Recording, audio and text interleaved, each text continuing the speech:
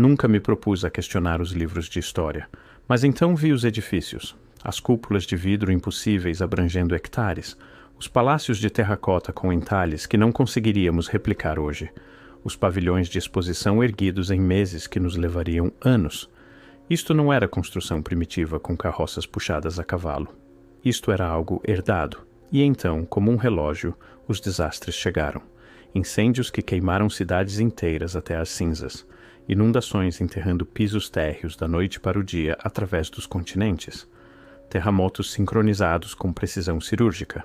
Pergunte a si mesmo, quais são as probabilidades de cada grande cidade abrigando estas impossibilidades ter sofrido destruição catastrófica dentro da mesma janela estreita? E com cada desastre, a cascata começou. Técnicas de construção desapareceram. Planos arquitetônicos queimaram. Mestres artesãos ficaram silenciosos.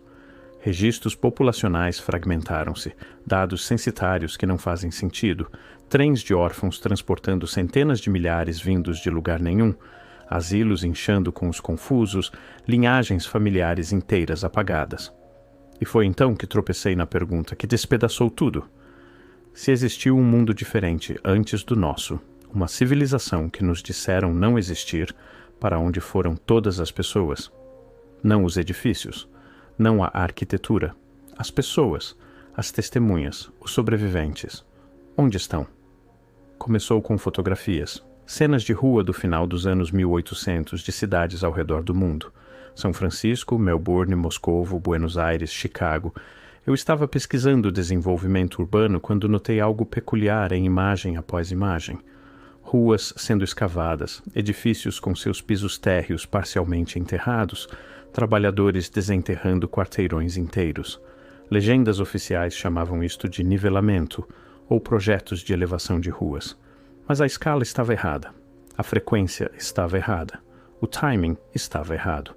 Só em São Francisco, entre 1850 e 1915, a cidade parece ter se escavado e renivelado múltiplas vezes. Não ajustes menores, bairros inteiros. E aqui está a parte mais estranha. Ninguém parecia achar isto incomum. Sem protestos de proprietários, sem protesto público sobre a despesa massiva, sem registros detalhados de onde veio ou foi parar toda aquela terra, apenas milhares de trabalhadores dia após dia movendo quantidades incompreensíveis de solo, como se fosse a coisa mais natural do mundo. Isto levanta uma pergunta simples, mas crítica. Se um evento, ou série de eventos, tivesse coberto porções substanciais de cidades mundialmente em lama e detritos, onde estão os relatos em primeira mão? Onde estão as histórias dos sobreviventes? O padrão repete-se com precisão inquietante através de continentes e décadas. Comecei a compilar relatórios de jornais, registros municipais, sociedades históricas. O que encontrei não foi uma conspiração de silêncio, mas algo mais subtil e mais perturbador. Uma ausência sistemática de explicação. Veja Chicago após o incêndio de 1871. A cidade reconstrói com velocidade espantosa. Centenas de edifícios elaborados, incluindo estruturas que levariam anos a construir usando métodos convencionais, aparecendo em menos de uma década. Mas quando procura registros de construção detalhados, planos arquitetônicos, testemunhos de trabalhadores, a documentação é escassa, inconsistente. Como se alguém tivesse tido grande cuidado em registrar que edifícios surgiram, mas não como ou quem os construiu. Ou considere os grandes trens de órfãos da América, que operaram de 1854 a 1929. A narrativa oficial diz-nos que 250 mil crianças, possivelmente mais, foram transportadas de cidades orientais para lares no oeste e centro-oeste. Dizem-nos que eram crianças de rua, filhos de imigrantes, vítimas da pobreza urbana. Mas quanto mais fundo fui nos registros, mais os números deixaram de fazer sentido. 250 mil crianças. Isso não é um programa social, isso é uma reinicialização demográfica. E é aí que os registros de asilos tornam-se impossíveis de ignorar.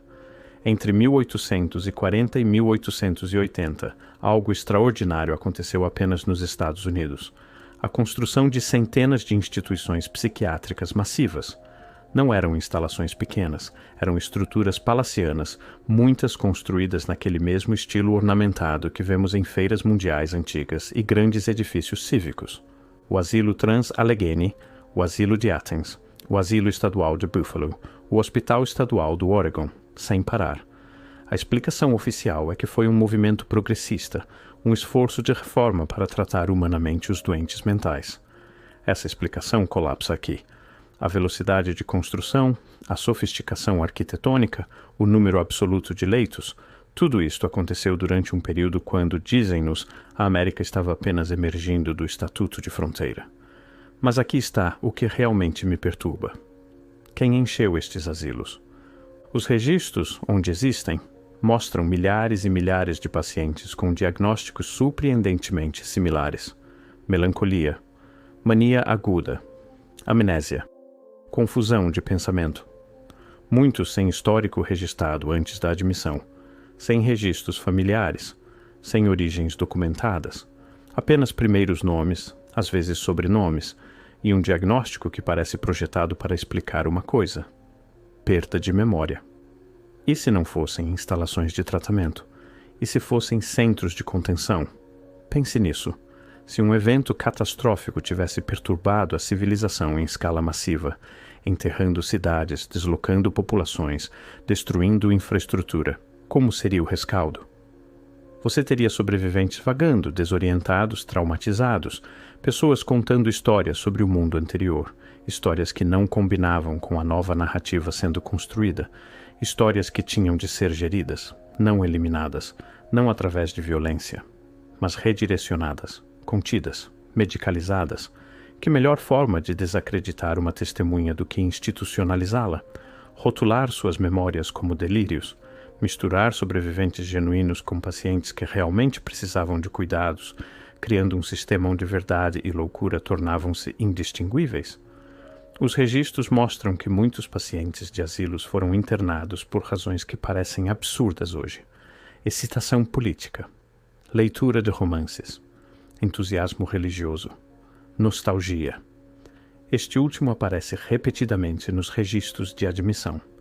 Nostalgia, um anseio excessivo pelo passado, ou talvez um anseio por um passado que oficialmente nunca existiu.